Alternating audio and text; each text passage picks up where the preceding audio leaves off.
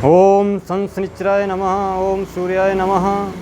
सनातन धर्म के सभी प्रेमी भाई बहनों को और दिव्य दृष्टि परिवार से जुड़े हुए मेरे सभी दर्शकों को ज्योतिषाचार्य राजेश शर्मा का सादर प्रणाम। मित्रों, आजकल हम बात कर रहे हैं राहु केतु सीरीज़ के बारे में, मायावी राहु और केतु के बारे में।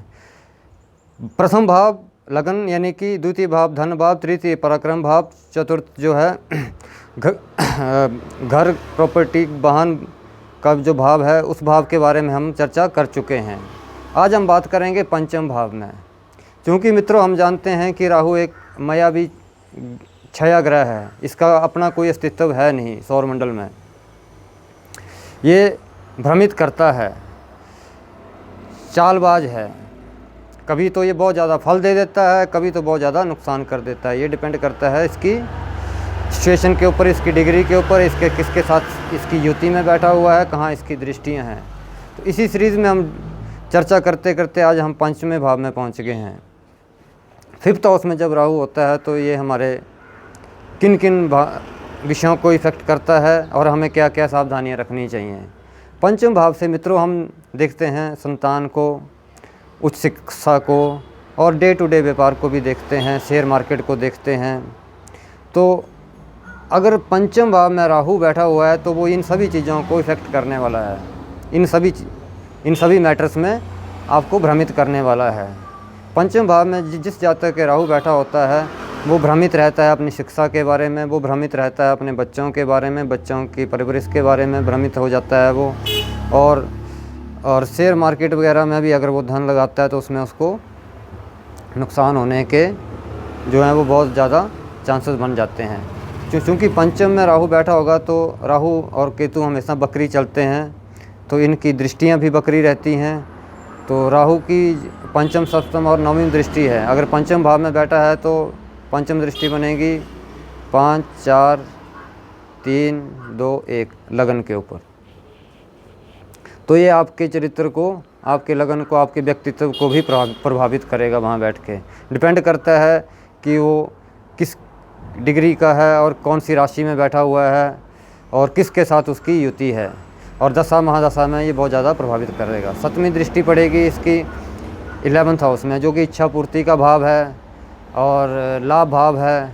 तो लाभ को भी यहाँ से राहु इफ़ेक्ट करेगा। राहु को इफ़ेक्ट करने का जो तरीका होता है वो यही होता है, क्योंकि ये अपने आप में एक छाया ग्रह है। तो छाया परछाई क्या होती है, जो कि समय के साथ कभी घट जाती है, कभी बढ़ जाती है। ठीक है, उसी प्रकार राहु है। अगर अच्छा फल देगा तो बहुत ज़्यादा अच्छा फल दे देगा, लॉटरी लगा देगा, बम्पर कहीं से ऐसी चीज़ों को दिला देगा। लेकिन जब ये इसकी गलत प्रभाव पड़ते हैं तो ये अर्श से फर्श पर कभी भी पहुंचा सकता है। और नवमी दृष्टि पड़ेगी राहु की इसके आपकी भाग्य भाव के ऊपर, तो आपके भाग्य को भी कहीं ना कहीं इफ़ेक्ट करेगा। इसलिए पंचम का राहु जो है वो अच्छा नहीं माना गया है। अब बात करते हैं छठे भाव में। छठा भाव है आपका रोग रिपु ऋण का। तो यहाँ बैठ के राहु जो है आपको छठे भाव में बैठ के राहु इतने ज़्यादा ख़राब फल नहीं देते हैं, क्योंकि यहाँ से जो इनकी दृष्टियाँ हैं द्वितीय भाव धन भाव पे पड़ती हैं, तो अचानक धन देने का भी ये योग बना देते हैं। और सप्तमी दृष्टि पड़ती है इनकी छठे की 12 के ऊपर। तो 12वें भाव में विदेश से रिलेटेड जो भी आपके मैटर्स होंगे उनमें आपको भ्रमित करने का या उनमें आपको लाभ देने का काम कर सकता है। डिपेंड करता है कौन सी राशि में बैठा है और कौन से ग्रहों से ये युति में है। और सप्तम का राहु, सप्तम घर से हम देखते हैं, सप्तम भाव से हम देखते हैं अपने लाइफ पार्टनर को, अपने लाइजन्स को। तो सप्तम का राहु भी इतना अच्छा नहीं होता है। ये मतभेद पैदा करता है लाइफ पार्टनर के बीच में और परिवार में जो अशांति बनने का कारण भी कई बार बनता है, अगर इसकी शांति ना कराया जाए, इसको ठीक से हैंडल ना किया जाए तो। और अष्टम का राहु, अष्टम महाकष्टम। अष्टम का राहु जो है वो, अष्टम घर ही अपने आप में एक खड्डा है, गहराई है, कष्ट है, आयु है, मृत्यु है। तो यहाँ बैठ के राहु जो है वो कष्ट देता है।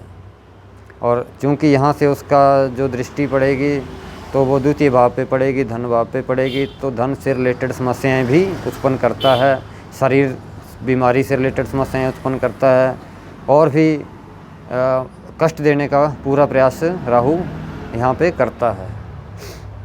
अगली सीरीज़ में हम बात करेंगे नवम, दसम, एकादश और द्वादश भाव में राहु के क्या प्रभाव रहते हैं। धन्यवाद।